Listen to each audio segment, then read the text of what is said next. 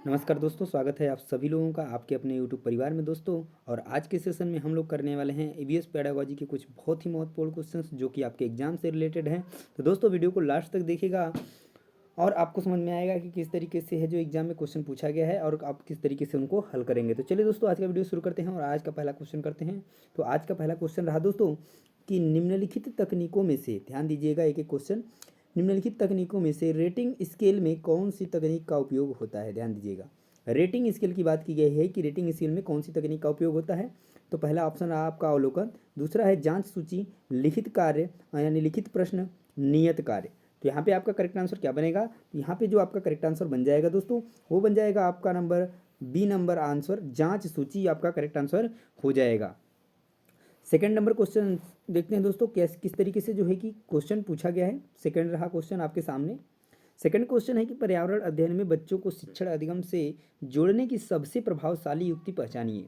क्या पाठ्य पुस्तक पुस्तक का पठन होगा, शिक्षक द्वारा व्याख्यान, शिक्षक द्वारा प्रदर्शन, किस्से, कहानियाँ। तो पर्यावरण अध्ययन की बात करें, बच्चों को शिक्षण अधिगम से जोड़ने की जो सबसे प्रभावशाली युक्ति बनेगी वो बनेगी आपका किस्से एवं कहानियाँ। तो इस क्वेश्चन का जो करेक्ट आंसर बनेगा दोस्तों, ऑप्शन नंबर डी बिल्कुल सही हो जाएगा। नेक्स्ट क्वेश्चन देख लेते हैं, question number three. Question number three जो है कि किस तरीके से क्वेश्चन पूछा गया है। क्वेश्चन है कि निम्नलिखित में से कौन सा पर्यावरण अध्ययन में सीखने का रचनात्मक आकलन का साधन नहीं है। क्वेश्चन निगेटिव है, ध्यान दीजिएगा। क्रम निर्धारण मापनी, वार्षिक उपलब्धि परीक्षण, वर्णन अभिलेख, पोर्टफोलियो। तो क्वेश्चन निगेटिव पूछा है, तो यहाँ पे जो राइट आंसर बनेगा आपका वो बन जाएगा आपका ऑप्शन नंबर सेकेंड, वार्षिक जो है कि क्या बन जाएगा आपका वार्षिक उपलब्धि परीक्षण जो है इस क्वेश्चन का करेक्ट आंसर बन जाएगा option number B. Next question देख लेते हैं, question number four. Question number four रहा आपके सामने। क्वेश्चन नंबर फोर है कि सुनीता ने अपने छात्रों को भारत में समृद्ध वनस्पतियों और जीवों के बारे में पढ़ाया, फिर वह उन्हें राष्ट्रीय उद्यान में ले गई। इस शिक्षण विधि से उनके छात्रों को मदद मिलेगी, तो किस में मदद मिलेगी? क्या मौज मस्ती करने और बाहरी यात्रा करने पर दूसरों के आनंद लेने में मदद मिलेगी, प्रकृति के प्रति सम्मान विकसित करने में मदद मिलेगी, या कक्षा अधिगम को वास्तविक जीवन से सहसंबंधित करने में मदद मिलेगी, या पर्यावरण संरक्षण के लिए कौशल विकसित करने में मदद मिलेगी। तो यहाँ पे आपका जो राइट आंसर बनेगा वो बनेगा आपका कि कक्षा अधिगम को वास्तविक जीवन से सहसंबंधित करने में मदद मिलेगी बच्चों को। नेक्स्ट क्वेश्चन देखते हैं दोस्तों, क्वेश्चन नंबर फाइव। क्वेश्चन देखिए, ध्यान से पढ़िए। रमेश अपने विद्यार्थियों को देश के विभिन्न हिस्सों में विभिन्न त्योहारों के दौरान तैयार किए गए विभिन्न व्यंजनों की जानकारी एकत्र करने और कक्षा में प्रदर्शित करने के लिए एक परियोजना देता है। इस गतिविधि का क्या उद्देश्य है? क्या देश में सबसे लोकप्रिय भोजन के बारे में जानने, छात्रों को विभिन्न व्यंजन आजमाने के लिए प्रेरित करना, या देश के विभिन्न हिस्सों में पकाए जाने वाले व्यंजनों का रिकॉर्ड बनाना, या हमारे देश में संस्कृति की विविधता के बारे में छात्रों को संवेदनशील बनाना। तो यहाँ पे आपका करेक्ट आंसर बनेगा ऑप्शन नंबर डी कि हमारे देश में संस्कृति की जो विविधता है उसके बारे में छात्रों को संवेदनशील बनाना इस जो है कार्य का उद्देश्य बनेगा, यानी इस एक्टिविटी का उद्देश्य है। नेक्स्ट क्वेश्चन देख लेते हैं दोस्तों, question number six. Question number six है कि अमित के विद्यालय में एक पर्यावरण अध्ययन विषय पर प्रदर्शनी आयोजित की गई। यह प्रदर्शनी एक उद्देश्य के साथ आयोजित की गई थी। आपके अनुसार निम्नलिखित में से कौन सा सबसे उपयुक्त उद्देश्य है? क्या माता पिता को संतुष्ट करना इसका उद्देश्य है, प्रिंसिपल और सहकर्मियों को प्रसन्न करना इसका उद्देश्य है, या शिक्षकों में रचनात्मक प्रवृत्ति को दिशा देना, या भविष्य के कैरियर विकल्पों के लिए शिक्षार्थियों को प्रशिक्षित करना? तो यहाँ पे आपका करेक्ट आंसर क्या बनेगा? तो यहाँ पे बन जाएगा आपका ऑप्शन नंबर सी, यानी शिक्षार्थियों में जो है रचनात्मक प्रवृत्ति को दिशा देना जो है कि इसका उद्देश्य होगा। नेक्स्ट क्वेश्चन देख लेते हैं, question number seven. Question number seven है कि निम्नलिखित में से कौन सा उपागम पर्यावरण अध्ययन के लिए शिक्षण से संबंधित नहीं है? क्वेश्चन निगेटिव है, ध्यान दीजिएगा इस चीज को। एकीकृत प्रक्रिया, निरंकुश, वैचारिक। बात करें एकीकृत की तो बिल्कुल बात सही है, प्रक्रिया भी सही है, वैचारिक यानी धारणात्मक भी सही है, पर अगर हम बात करें निरंकुश की तो ये ऑप्शन जो है बिल्कुल गलत हो जाएगा और यही आपका करेक्ट आंसर भी हो जाएगा क्योंकि क्वेश्चन जो है निगेटिव पूछा गया था। नेक्स्ट क्वेश्चन देख लेते हैं, question number eight. Question number eight है कि ईवीएस के अधिगम में निम्नलिखित में से किस विधि के द्वारा अधिकतम मनोगत्यात्मक क्षेत्र का विकास होगा? प्रदर्शन विधि, व्याख्यान विधि, एकीकृत विधि, पोस्टर बनाना विधि। तो यहाँ पे जो सबसे जो है मनोगत्यात्मक क्षेत्र का विकास होगा जिस विधि के द्वारा, तो वह विधि है आपकी प्रदर्शन विधि। तो इस क्वेश्चन का जो करेक्ट आंसर बनेगा दोस्तों ऑप्शन नंबर 1 बिल्कुल सही हो जाएगा। नेक्स्ट क्वेश्चन देख लेते हैं, क्वेश्चन नंबर 9। क्वेश्चन नंबर 9 है कि पर्यावरण अध्ययन में शिक्षण अधिगम करता है, किस पे निर्भर करता है? क्या बच्चों के पूर्व अनुभवों पर निर्भर करता है? बिल्कुल करता है। संसाधनों की उपलब्धता पर करता है? बिल्कुल बात करता है।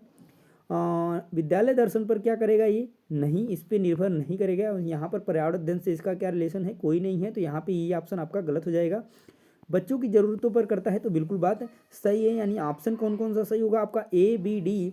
तो यहाँ पे जो आपका करेक्ट आंसर बन जाएगा ऑप्शन नंबर 1 बिल्कुल सही हो जाएगा। क्या बन जाएगा आपका? एक जो ऑप्शन है बिल्कुल सही होगा, A B D. Next question की तरफ चलते हैं दोस्तों, क्वेश्चन नंबर 10। क्वेश्चन नंबर 10 है, निम्नलिखित में से पर्यावरण अध्ययन की कक्षा में सबसे ज़्यादा जरूरी क्या है? चार्ट, प्रोजेक्ट, स्थानीय संसाधन, शिक्षक ज्ञान।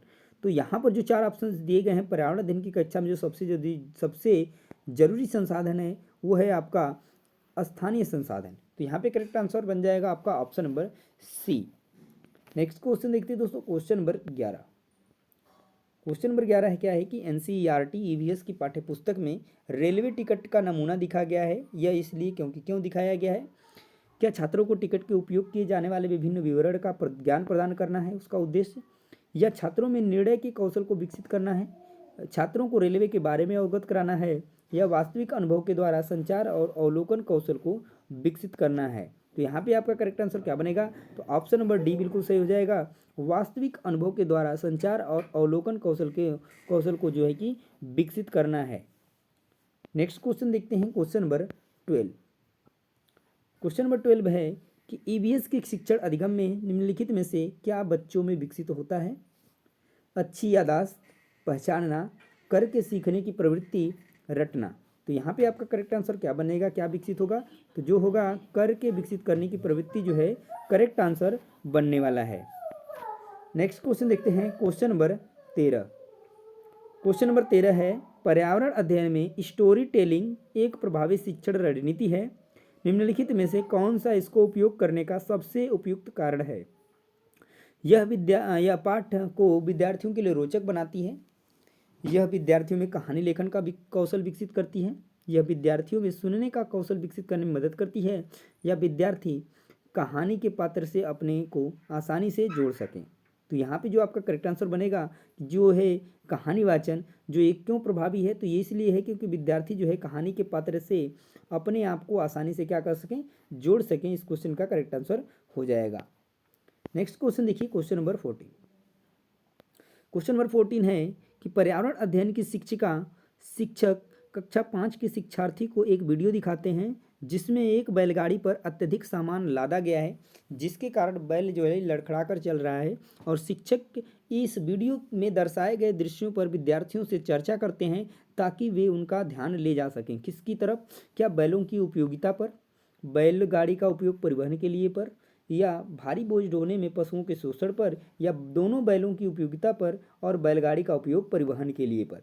तो यहाँ पर बात की गई है कि अत्यधिक उसके ऊपर सामान लदा है और वह लड़खड़ा कर चल रहा है, मतलब उसका शोषण किया जा रहा है। तो यहाँ पे जो आपका करेक्ट आंसर बनेगा, यानी भारी बोझ ढोने में पशुओं के शोषण पर जो है कि वो ध्यान लेना, बच्चों का जो है कि ध्यान आकर्षित कर रहा है किसकी तरफ? कि भारी बोझ ढोने में पशुओं के शोषण पर उसका ध्यान आकर्षित करने की कोशिश कर रहा है जो शिक्षक है।